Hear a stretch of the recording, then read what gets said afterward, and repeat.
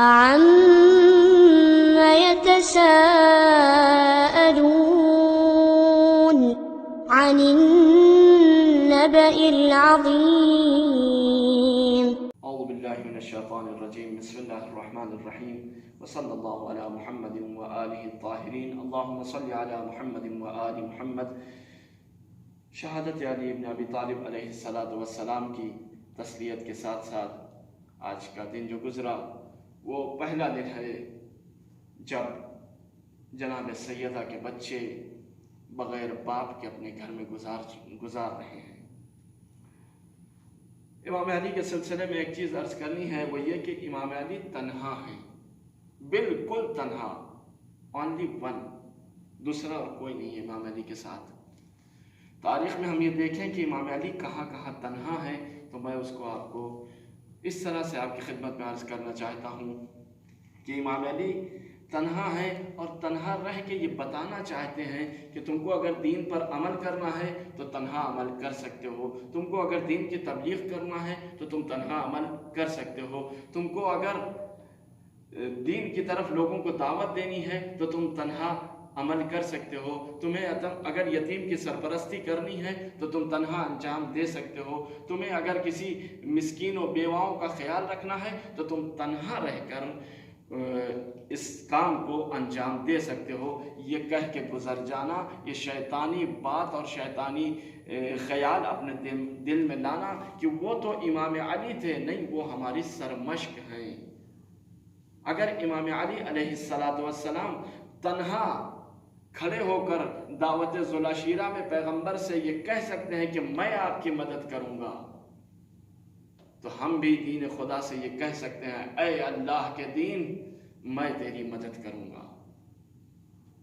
وقت کا فرق نہ دیکھیے کہ وہ تو رسول کے سامنے تھا، نہیں، آج آپ اپنے امام سے تعہد کر سکتے ہیں کہ میں اللہ کے دین پر عمل کروں گا، اس کی مدد کروں گا۔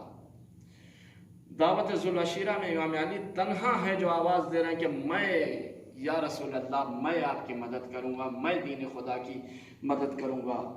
دوسری جگہ ہجرت کی شب ہے، جب پیغمبر کی جان پر بنی ہوئی ہے، 40 قبیلوں کے ماہر شمشیر زن پیغمبر کی جان لینا چاہتے ہیں اور رات میں گھر پہ حملہ کرنا چاہتے ہیں، تو امام علی نے کہا میں سوؤں گا آپ کی جگہ، اگر رسول کی جان میرے سونے سے بچتی ہے تو میں سو جاؤں گا۔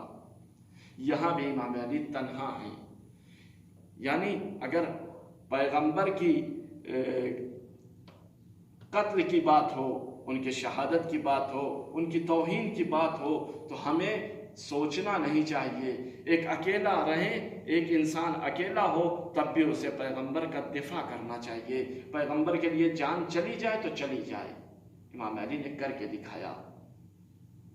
بہت عمر نہیں ہے امام علی کی، لیکن ہجرت میں پیغمبر امام علی نے یہ کر کے دکھا دیا ہے کہ رسول کے لیے اگر کوئی مشکل پیش آتی ہے تو میں تنہا ہی کھڑا ہو جاؤں گا اور عمل کروں گا۔ اس کے بعد عودت امانت کی بات ہے، جب پیغمبر ہجرت کر کے جا رہے تھے تو امام علی یہاں بھی تنہا ہیں، بہت سے لوگ ہیں مکے میں، رسول کے حامی ہیں، سب کچھ ہے، لیکن امام علی تنہا وہ شخص ہیں کہ جنہیں پیغمبر امانتیں سونپ رہے ہیں اور یہ کہہ رہے ہیں کہ یہ فلاں کی امانت اسے صبح پہنچا دینا، یہ فلاں کی امانت اسے صبح پہنچا دینا، تو یہاں بھی علی تنہا ہے۔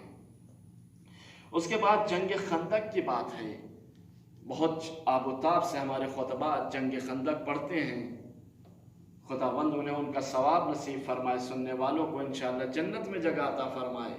لیکن کیا ہم نے جنگ خندق سے اس بات کو سیکھا کہ جب بھی کوئی اسلام کی توہین کرے، سارے صحابی بیٹھے ہوئے ہیں، تقریباً 3000 کا لشکر پیغمبر کے سامنے بیٹھا ہوا ہے، اور یہ ملعون آ کر یہ کہتا ہے کہ میں نے سنا ہے کہ تم میں سے اگر مجھے کوئی مار دے گا تو جانباز ہوگا اور میں کسی کو مار دوں گا تو وہ جنت میں جائے گا۔ اس کا مطلب پتہ ہے آپ کو کیا ہے؟ اس کا مطلب یہ ہے کہ وہ اسلام کے مقدسات کی توہین کر رہا ہے۔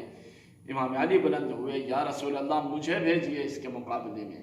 جب پیغمبر نے کہا من لہذا الکلب، کون جائے گا اس کے مقابلے میں، اس کتے کے مقابلے میں کون جائے گا، تو امام علی تنہا بلند ہوئے، کہا میں جاؤں گا۔ اور اس کے بعد پانچویں جگہ جو ہے وہ جنگ خیبر ہے۔ ابھی 2-4 دن پہلے ہی میں نے مطالعہ کیا تو دیکھا، اور آغا فرحزاد جو ایک مشہور سخنران ہے، انہوں نے بیان کیا کہ وہ جو قلعہ خیبر اکھاڑا گیا تھا، اس وقت جب امام علی جا رہے تھے تو کوئی لشکر نہیں تھا امام علی کے ساتھ، تنہا گئے تھے۔ جب قلعہ خیبر کو اکھاڑ لیا تب لشکر اسلام علی کے پیچھے پیچھے آیا۔ تو دین کے سامنے اگر آہنی دیوار بن کے کھڑا ہونا پڑ جائے تو امام علی تنہا ہے، اور ہم کو اگر یہ کام کرنا ہے تو ہمیں یہ نہیں سوچنا کہ فلاں کمیٹی کیوں نہیں ساتھ دے رہی، فلاں کیوں ہمارے لیے نہیں بول رہے ہیں، کیوں؟ جہاں ہیں وہیں علی بن ابی طالب کی پیروی کریں اور دین کے لیے تنہا کھڑے ہو جائیں۔ دین آپ کی مدد کرے گا، آپ دین کی حمایت کریں گے۔ اس کے بعد چھٹی جگہ ہے وہ ہے سورہ براءت کا پہنچانا۔ یہاں بھی امام علی تنہا ہے، وہ واقعہ سب آپ سن چکے ہیں، آپ کے اذہان عالیہ میں محفوظ ہے، لیکن یہ دیکھیں کہ تنہا امام علی، دین کو پہنچانے کی بات ہے، 10 لوگ ہیں، آپ ایک جگہ شادی میں پہنچے، مس گیدرنگ چل رہی ہے، گانے چل رہے ہیں، آپ تنہا اٹھ کے کھڑے ہو جائیں اور اس بات کا انکار کرتے ہوئے کہ یہ چیزیں اسلام میں نہیں ہیں، آپ یا تو وہاں سے اٹھ کے چلے آئیں یا جا کر صاحب مجلس اور صاحب محفل کو اس بات کا تذکر دے دیں کہ یہ جو آپ کر رہے ہیں یہ غلط ہے، آپ اسلام کے خلاف کام انجام دے رہے ہیں۔ سورہ براءت کا مکے میں پہنچانا یعنی موت کے منہ میں جانا تھا، آسان کام نہیں ہے۔ مشرکین کے بیچ میں جا کے کھڑے ہونا اور یہ کہنا انما المشرکین نجس، مشرکین نجس ہیں، یہ آسان کام نہیں تھا، لیکن یہاں علی تنہا نظر آتے ہیں۔ اس کے بعد جنگ تبوک میں امام علی تنہا ہیں، کہاں؟ مدینے میں۔ جانشین پیغمبر ایک آدمی صرف، وہ کون؟ وہ علی بن ابی طالب۔ کہاں ہے؟ مدینے میں۔ امام علی کو پیغمبر نے اپنا جانشین بنایا اور خود جنگ تبوک کی طرف چلے گئے۔ اس کے بعد امام علی تنہا ایسا شخص ہے کہ جس کا دروازہ وسد الابواب الا بابا، دعائے ندبہ میں ہم پڑھتے ہیں کہ سارے دروازے مسجد نبوی میں جو کھلتے تھے وہ بند کر دیے گئے مگر یہ کہ امام علی کا دروازہ۔ اسے آپ فضیلت بھی کہہ سکتے ہیں، اسے اختصاص بھی کہہ سکتے ہیں، اسے جو بھی آپ نام دینا چاہیں۔ ہمارے خطبہ اس کو فضائل کے بڑے باب میں پڑھتے ہیں۔ تو یہ اس طرح سے امام علی تنہا ہیں۔ اس کے بعد غدیر کا موقع ہے جہاں اتنے لوگ موجود ہیں لیکن امام علی تنہا ہے، یعنی تنہا ایسی لیاقت اور ایسی صلاحیت رکھنے والا تنہا ایک شخص ہے جسے علی بن ابی طالب کہا جاتا ہے، اور پیغمبر نے اسے اپنا جانشین بنایا۔ اور اس کے بعد آخری وقت وہ ہے کہ جب پیغمبر کی وفات ہو چکی اور پیغمبر کو دفن کا مسئلہ ہے تو اب بھی امام علی تنہا ہے، کوئی علی کے ساتھ نہیں۔ تو یہ 10 جگہ ایسی ہیں تاریخ میں کہ جہاں علی بالکل تنہا ہے۔